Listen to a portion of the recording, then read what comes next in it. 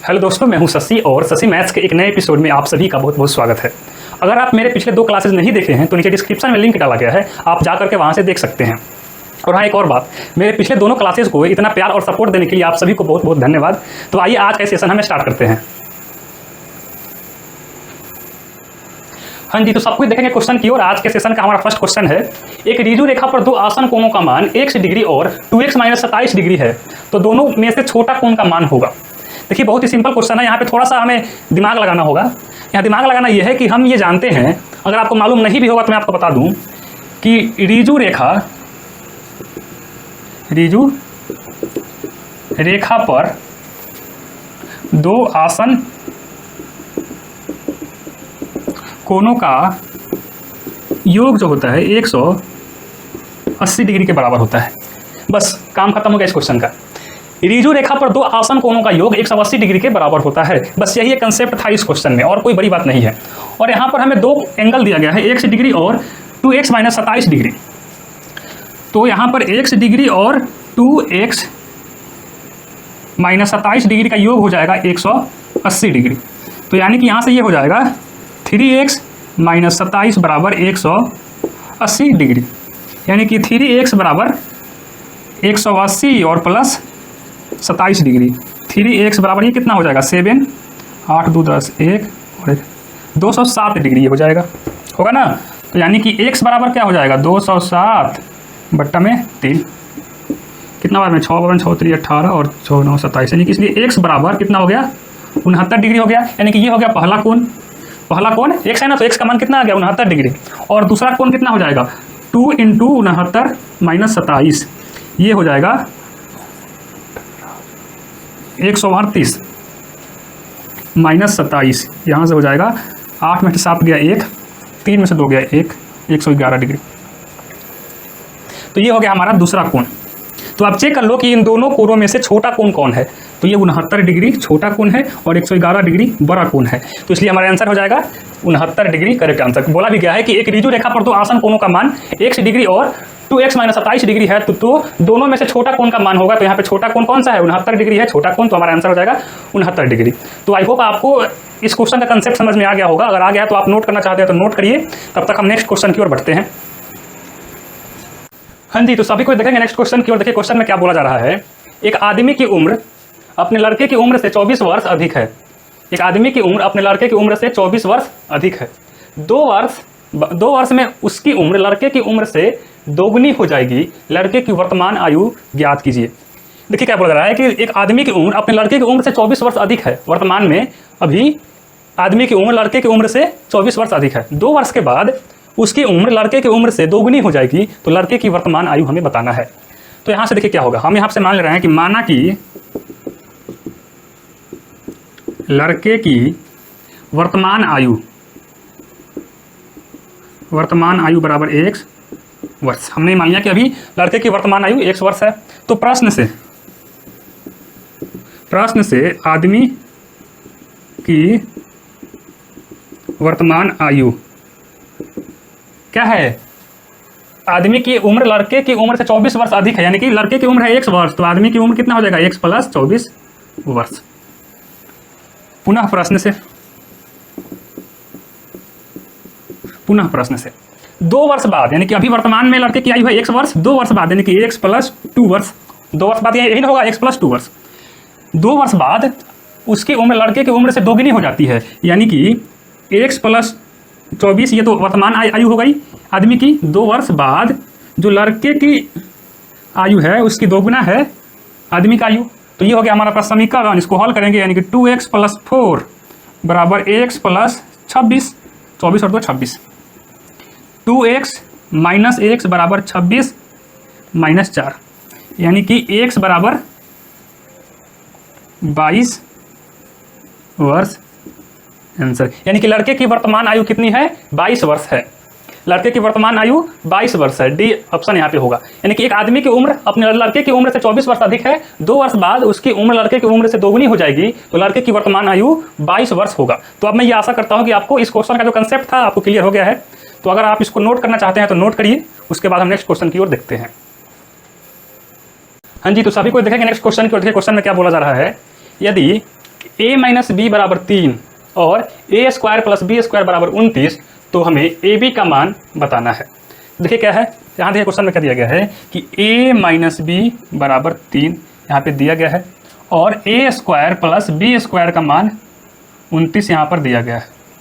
ठीक है, तो a माइनस बी का मान यहाँ पे दिया गया है। अगर हम दोनों तरफ स्क्वायर कर लें, दोनों तरफ स्क्वायर करने और यानी कि दोनों तरफ वर्ग करने पर a माइनस बी का होल स्क्वायर होगा और इधर 3 का स्क्वायर होगा। तो a माइनस बी का होल स्क्वायर क्या होगा, a square plus B square minus 2ab बराबर 9, 3 का स्क्वायर 9। यहाँ से देखिए a square plus B square का मान कितना है, 29 दिया गया था क्वेश्चन में, माइनस 2ab बराबर 9। ठीक है जी, ये देखिए 29, 9 इधर आएगा तो माइनस में हो जाएगा और माइनस 2ab उधर जाएगा तो प्लस में हो जाएगा। ठीक, यानी कि 29 में से 9 जाएगा तो कितना बचेगा, 20 बराबर 2ab, इसलिए ab बराबर कितना हो जाएगा, 10 दूना 20 यानी कि 10, यही हो जाएगा हमारा आंसर। तो ये इसमें इस क्वेश्चन में कोई खास बड़ा चीज़ नहीं था, यहाँ पे दोनों दिया गया था, a माइनस बी का वैल्यू दिया गया था और a square plus B square का वैल्यू दिया गया था। तो हम यहाँ पर a माइनस बी के होल स्क्वायर का फॉर्मूला लगा करके यहाँ से हमने a इंटू बी का हमने यहाँ से मान निकाल लिया है, यानी कि इस क्वेश्चन का आंसर हो जाएगा a 10। तो आप इसको नोट करना चाहते हैं तो नोट करिए, ये तो समझ में आ ही गया होगा, इसमें ना कि तो कोई बात ही नहीं है। नोट करना चाहते हैं तो नोट करिए, तब तक हम नेक्स्ट क्वेश्चन की ओर बढ़ते हैं। हाँ जी, तो सभी कोई देखेंगे नेक्स्ट क्वेश्चन की ओर। देखिए क्वेश्चन में क्या बोला जा रहा है, रामू एक पुराना स्कूटर 4700 रुपये में खरीदता है और 800 रुपये उसकी मरम्मत पर खर्च करता है। यदि वह स्कूटर को 5800 रुपये में बेचता है तो उसका लाभ प्रतिशत ज्ञात करना है हमें। देखिए क्वेश्चन में क्या बोला जा रहा है, रामू एक पुराना स्कूटर कितना में खरीदता है, 4700 रुपये में खरीदता है और उसकी मरम्मत पर 800 रुपये खर्च करता है। तो यानी कि कुल मिलाकर क्रय मूल्य कितना हो गया, क्रय मूल्य कितना हो गया, 4700 में खरीदता है और उसमें और 800 रुपये मरम्मत पर खर्च करता है, तो अभी तो क्रय मूल्य में ही ना ऐड होगा मेरे भैया। तो यहाँ से कितना हो गया, ये 0 0 8 7 15 और 4 1 5, यानी कि क्रय मूल्य कितना हो गया, 5500 रुपये हो गई। रामू जो स्कूटर खरीदता है उसका क्रय मूल्य एक्चुअल में 5500 रुपये हो जाता है और बेचता कितना में है, विक्रय मूल्य है 5800 रुपये, 5800 रुपये में बेचता है। तो लाभ कितना हो जाएगा, लाभ बराबर 5800 यानी कि विक्रय मूल्य माइनस क्रय मूल्य, यानी कि लाभ हो गया 300 रुपये का लाभ हो रहा है रामू को। तो अब लाभ प्रतिशत हमें निकालना है, लाभ प्रतिशत बराबर लाभ बटा क्रय मूल्य गुना 100। लाभ कितना है, 300 रुपये है, क्रय मूल्य है 5500 रुपये गुना 100, 1 2 1 2। अब ये हो गया 55 छक्के 300 से ज़्यादा हो जाएगा, तो यहाँ हम क्या करते हैं, पहले 5 से पहले इसको डिवाइड कर देते हैं, 11 5 55 और ये हो जाएगा 5 से 6 5 30 यानी कि 60 बट्टा 11। अब डिवाइड करिए, 11 5 55 बच जाएगा यहाँ पे शेष 5, यानी कि 5.5 बटा 11% हो जाएगा लाभ प्रतिशत। तो रामू स्कूटर खरीदता है 4700 रुपये में और उसका मरम्मत में खर्च करता है 800 रुपये, तो कुल मिलाकर क्रय मूल्य हो जाएगा 5500 रुपये और बेचता है 5800 रुपये में, तो लाभ हो गया 300 रुपये और लाभ प्रतिशत हो जाएगा 5.5 बटा 11%। तो ये था हमारा क्वेश्चन नंबर 4। आई होप आपको इस क्वेश्चन का कंसेप्ट समझ में आ गया होगा। तो आप अगर नोट करना चाहते हो तो नोट करिए, नोट कर ही लीजिए। तो हम नेक्स्ट क्वेश्चन की ओर बढ़ते हैं। हाँ जी, तो सभी को देखेंगे नेक्स्ट क्वेश्चन की ओर। देखिए क्वेश्चन में क्या बोला जा रहा है, एक व्यक्ति अपने वेतन का 65% खर्च करता है और प्रति मास 525 रुपये की बचत करता है, तो उसकी मासिक आय क्या है। देखिए क्वेश्चन बहुत ही अच्छा क्वेश्चन है। देखिए क्या बोला जा रहा है क्वेश्चन में, एक व्यक्ति अपने वेतन का 65% खर्च कर देता है और प्रति मास 525 रुपये की बचत करता है, तो उसकी मासिक आय क्या है हमें बताना है। तो हम क्या कर रहे हैं कि मान ले रहे हैं कि माना कि व्यक्ति का मासिक आय बराबर 100 रुपये। हम मान रहे हैं कि वो प्रति मास 100 रुपये कमा रहा है। अच्छा जी, तो अब प्रश्न से बात करते हैं। प्रश्न में बोला जा रहा है कि वो अपने मासिक आय का 65% खर्च कर देता है, यानी कि एक्स का 65% खर्च कर देता है, एक्स का 65% खर्च कर देता है। तो ये हो जाएगा 5 से काट देते हैं इसको, 20 5 100 और 13 5 65, यानी कि 13x/20 ये प्रति माह खर्च कर देता है, खर्च करता है और 525 रुपये बचाता है। तो अरे भैया आप मुझे ये बताओ कि जितना खर्च करता है और जितना बचाता है दोनों को हम जोड़ देंगे तो ये हमें निकल जाएगा कि वह प्रति माह कितना कमाता है। आया समझ में? कितना आप खर्च कर दे रहे हैं और कितना बचा दे रहे हैं, दोनों को जब हम जोड़ देंगे तो क्या निकल जाएगा कि आप कितना प्रति माह कमा रहे हैं। तो यानी तो यहाँ पे खर्च कर रहे हैं आप 13x/20 और बचत कर रहे हैं 525 रुपये। तो ये आपका है प्रति माह आप कितना कमा रहे हैं निकल जाएगा। तो यहाँ से 20 क्या हो जाएगा लघुत्तम, 13x प्लस यहाँ 525 दूना क्या हो जाएगा 1050 होगा, एक पर एक और जीरो, देखिए 10,500 बराबर यहाँ हो जाएगा x, यानी कि 13x प्लस 10,500 बराबर 20x। ठीक है जी। तो अच्छा यहाँ पर क्या हो जाएगा, इस 13x को हम इधर डालेंगे तो यहाँ पर हो जाएगा 10,500 बराबर 20 में से 13 जाएगा 7x, यानी कि x बराबर क्या हो जाएगा 10,500 बटा 7, 7 से कट जाएगा। यहाँ देखिए 7 एकम 7 बचा यहाँ 3, 7 5 35 और 2 को 0, यानी कि x बराबर कितना आ गया 1500 रुपये वह प्रति मास कमाता है। यानी कि एक व्यक्ति है जो कि 1500 रुपये प्रति मास कमाता है और वह 65% खर्च कर देता है और उसको बचता कितना है 525 रुपये बचता है। तो हमारा आंसर करेक्ट आंसर हो जाएगा ऑप्शन बी करेक्ट आंसर हो जाएगा। तो ये था हमारा क्वेश्चन नंबर 5। मैं आशा करता हूँ कि आपको इस क्वेश्चन का जो कंसेप्ट था आपको क्लियर हो गया होगा। तो आप नोट कर लीजिए, उसके बाद हम नेक्स्ट क्वेश्चन की ओर देखते हैं। हाँ जी, तो सभी को देखें कि नेक्स्ट क्वेश्चन को देखिए। क्वेश्चन में क्या बोला जा रहा है, 3/8 के पावर -2 और 3/8 के पावर -2 और 4/5 के पावर -3 को सरल करने पर यानी कि हल करने पर, इसको हल करने पर क्या प्राप्त होगा, हमें ये बताना है। देखिए सिंपल सी बात है, सिंपल मैथमेटिकल ऑपरेशन है यहाँ पे। केवल 3/8 के पावर कितना है -2 गुना 4/5 का पावर है -3। ठीक है जी। तो यहाँ से हो जाएगा 3 का पावर -2/8 के पावर -2 हमेशा कर सकते हैं, बिल्कुल कर सकते हैं, क्योंकि दोनों का ना पावर है -2। यहाँ से 4 का पावर -3 और 5 का पावर -3। मैं आपको फर्स्ट क्लास में ही बताया था आपको कि अगर कोई a/b के फॉर्म में हो और अगर हम ये जो b नीचे जो b जो हर में है इसको अगर हम यहाँ अंश में लेकर के आएंगे तो ये कुछ इस तरह से हो जाएगा a × b, और यहाँ इसका पावर कुछ नहीं है तो इसका मतलब पावर 1 है, तो यहाँ पावर 1 पॉजिटिव में है, लेकिन जब ये ऊपर जाएगा तो इसका पावर निगेटिव में हो जाएगा। ठीक, अगर ऐसे ही अगर a/b² के फॉर्म में रहता तो ये इसको हम इस तरह भी लिख सकते हैं। इसको हम b को जब हम यहाँ पे लाएंगे तो ये हो जाएगा a × b। यहाँ देखिए इसका पावर जो है पॉजिटिव में है, लेकिन ऊपर जाएगा तो इसका पावर निगेटिव में हो जाएगा। ठीक है जी। और वैसे ही अगर कोई a/b के फॉर्म में हो और अगर हम चाहते हैं कि ये जो अंश वाला को हम हर में लेकर के आएँ तो ये a/a, यहाँ देखिए a का पावर कुछ तो यहाँ a का पावर कुछ नहीं है तो यहाँ पर 1 है, तो जब ये a नीचे आएगा तो a का पावर -1 होगा × b हो जाएगा। ठीक, तो यहाँ पर देखिए क्या है, ये इसको कुछ देर के लिए आप भूल जाइए। यहाँ देखिए नीचे वाला है, जब ये ऊपर जाएगा तो इसका जो पावर निगेटिव है ये पॉजिटिव में हो जाएगा, यानी कि 8 का पावर 2 होगा। इतना तो क्लियर है आपको। अच्छा, अब कुछ देर के लिए अब इसको भूल जाइए। अब ये ऊपर वाला जब नीचे आएगा तो इसका जब पावर निगेटिव में है, जब ये नीचे आएगा तो इसका पावर पॉजिटिव में हो जाएगा, यानी कि 3 का पावर 2 गुना। इतना तो क्लियर हो गया ना आपको। अच्छा, अब आप कुछ देर के लिए ये 4 के पावर 3 को भूल जाइए और फोकस करिए 5 के पावर -3 को। तो यहाँ पर नीचे में इसका पावर जो है निगेटिव में है, जब ये ऊपर जाएगा तो इसका पावर पॉजिटिव में हो जाएगा, यानी कि 5 का पावर 3 हो जाएगा बट्टा।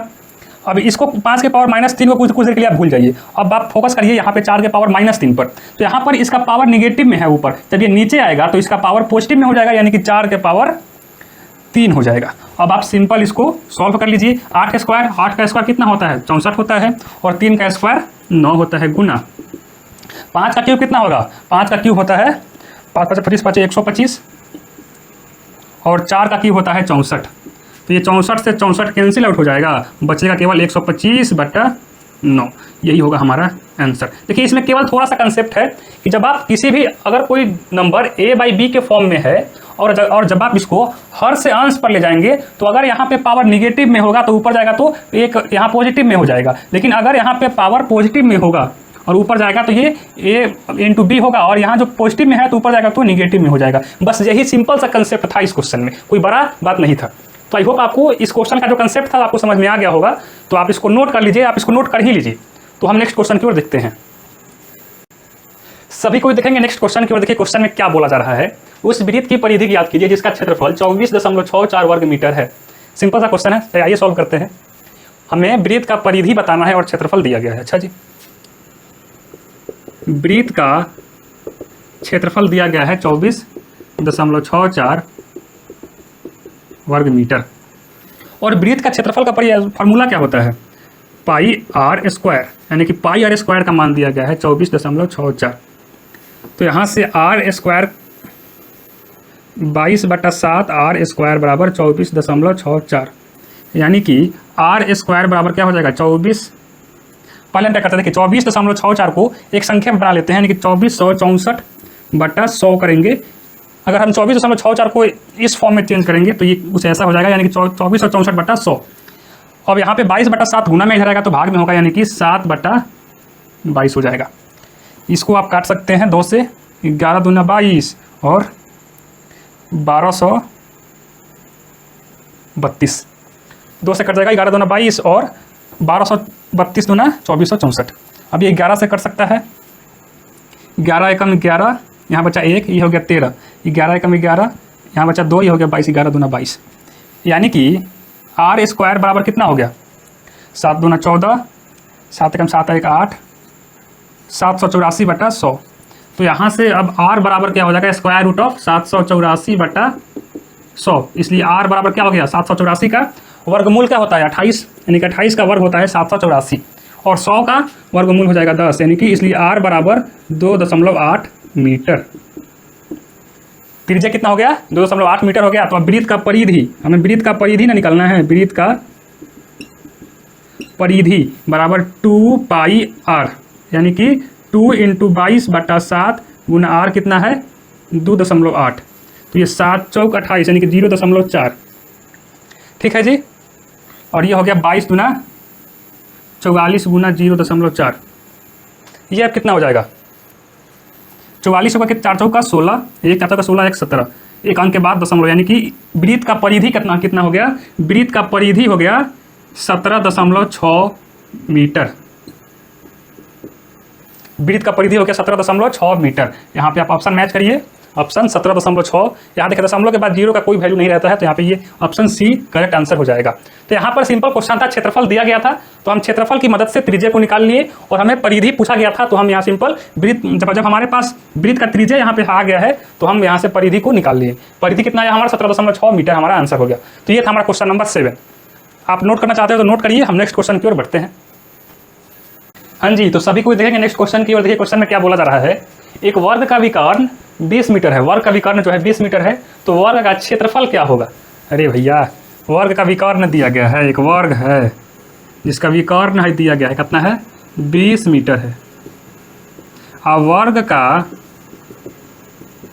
विकर्ण कितना है 20 मीटर है। और वर्ग का विकर्ण का फॉर्मूला क्या होता है √2 गुना भुजा बराबर 20। तो यहाँ से भुजा बराबर कितना हो जाएगा 20/√2, कितना मीटर। ठीक है, तो अब वर्ग का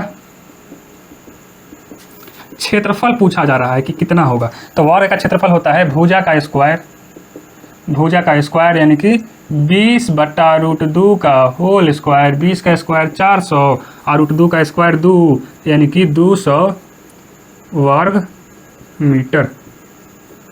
वर्ग का क्षेत्रफल 200 वर्ग मीटर हो जाएगा, यानी कि 200 मीटर स्क्वायर। ये हो जाएगा हमारा ऑप्शन बी। यहाँ पर इस क्वेश्चन में वर्ग का विकर्ण दिया था, हमें क्षेत्रफल पूछा जा रहा था, तो हम वर्ग के विकर्ण से पहले हम यहाँ पर भुजा निकाल लिए हैं और भुजा और वर्ग का क्षेत्रफल होता है भुजा का स्क्वायर, तो यहाँ से वर्ग का क्षेत्रफल भी हम निकाल लिए हैं 200 वर्ग मीटर। तो ये था हमारा क्वेश्चन नंबर 8। इसमें क्या समझ में आना या फिर ना आना, ये तो कोई भी बच्चा बना लेगा इस क्वेश्चन को। तो आइए अब हम नेक्स्ट क्वेश्चन की ओर देखते हैं। हाँ जी, तो सभी को देखेंगे नेक्स्ट क्वेश्चन को। देखिए क्वेश्चन में क्या बोला जा रहा है, एक षष्ठभुजा के कोनों का योग होता है। एक षष्ठभुज है, एक षष्ठभुज के कोनों का योग क्या होता है। एक षष्ठभुज है, इसके कोनों का योग कितना डिग्री होगा। तो देखिए सिंपल सा एक फॉर्मूला होता है, मैं आपको बता दूं। एन भुजा वाले बहुभुज, एन भुजा वाले बहुभुज के कोनों का योग बराबर n-2 × 180 डिग्री। देखिए एन भुजा वाले, जहाँ एन जो है जहाँ n बराबर बहुभुज के भुजा की संख्या। n क्या है? बहुभुज के भुजा की संख्या है। देखिए n भुजा वाले बहुभुज, किसी भी बहुभुज के अगर हमें कोनों का योग निकालना हो तो हम भुजा -2 × 180 डिग्री कर देंगे, भुजा की संख्या -2 × 180 डिग्री कर देंगे तो उस बहुभुज के कोनों का योग निकल जाएगा। तो आप इस बात को ध्यान में रखिएगा, बहुत इंपॉर्टेंट बात है ये। n भुजा वाले बहुभुज के कोनों का योग क्या होता है? n - 2 × 180 डिग्री, जहाँ n बराबर बहुभुज के भुजाओं की संख्या। तो यहाँ तो षष्ठभुज है, यानी कि भुजा बराबर कितना है? भुजा बराबर है 6। तो कोनों का योग कितना हो जाएगा?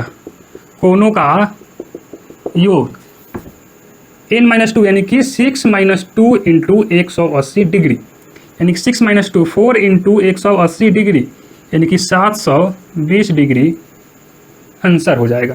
अरे भैया यहाँ पर आप गौर करिए कि n भुजा वाले बहुभुज के कोनों का योग हमें पूछा जाए, अगर किसी भी बहुभुज की मैं बात कर रहा हूँ, यहाँ पे षष्ठभुज ही नहीं, यहाँ पे पंचभुज भी हो सकता था, अष्टभुज भी हो सकता था, त्रिभुज भी हो जाएगा, चतुर्भुज भी हो जाएगा। किसी भी बहुभुज के लिए अगर कोनों का योग अगर पूछा जाए तो उसके लिए फॉर्मूला होता है n भुजा वाले बहुभुज के कोनों का योग बराबर n - 2 × 180 डिग्री, जहाँ n बराबर बहुभुज के भुजाओं की संख्या। बस तो ये था हमारा क्वेश्चन नंबर 9। मैं आशा करता हूँ कि आपको इस क्वेश्चन का जो कंसेप्ट था ये वाला आपको समझ में आ गया होगा और इस बात को आप हमेशा के लिए याद भी रखेंगे। तो आप नोट कर लीजिए इसको। तो हम नेक्स्ट क्वेश्चन की ओर बढ़ते हैं। हाँ जी, तो सभी को देखेंगे नेक्स्ट क्वेश्चन की ओर। देखिए क्वेश्चन में क्या बोला जा रहा है। त्रिभुज ABC का शीर्ष कोण A 90 डिग्री का है। BC की लंबाई हमें ज्ञात करना है। यदि AB बराबर 24 सेंटीमीटर और AC बराबर 7 सेंटीमीटर। देखिए त्रिभुज ABC में कोण A जो है 90 डिग्री का कोण है, यानी कि यह कोण समकोण त्रिभुज, यानी कि ये त्रिभुज समकोण त्रिभुज है, समकोण त्रिभुज है ये। इसमें A 90 डिग्री का है, ABC। हमें BC का लंबाई हमें ज्ञात करना है और यदि AB 24 दिया गया है और AC 7 सेंटीमीटर दिया गया है तो यहाँ पे सिंपल सी बात है, पाइथागोरस थ्योरम लगेगा। यहाँ पे कर्ण का स्क्वायर बराबर लंब का स्क्वायर प्लस आधार का स्क्वायर, यही ना होगा। तो यहाँ पे सिंपल पाइथागोरस थ्योरम लगेगा, यानी कि BC बराबर स्क्वायर रूट ऑफ लंब का स्क्वायर प्लस आधार का स्क्वायर। 7 का स्क्वायर 49 प्लस 24 का स्क्वायर क्या हो जाएगा? 24 का स्क्वायर हो जाएगा 576, यानी कि 9 6 15, 7 4 11 1 12 और 5 1 6, 625 यानी कि 25 सेंटीमीटर। BC कितना हो गया? 25 सेंटीमीटर।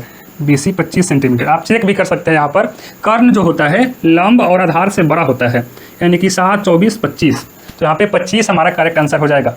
कर्ण का स्क्वायर बराबर लंब का स्क्वायर प्लस आधार का स्क्वायर। आप क्लास 10th में पढ़े भी होंगे पाइथागोरस थ्योरम में। तो मैं ये आशा करता हूँ कि आज आपको जितने भी क्वेश्चन बताए गए हैं सभी का डाउट क्लियर हो गया होगा। अगर बाई चांस आपको कोई क्वेश्चन में दिक्कत हो रही है तो आप हमें कमेंट करिए, मैं आपके उस डाउट को क्लियर करने का प्रयास करूँगा। और हाँ, अभी तक मेरे दोनों क्लासेस को इतना प्यार देने के लिए मैं आपको फिर से शुक्रिया अदा करना चाहता हूँ।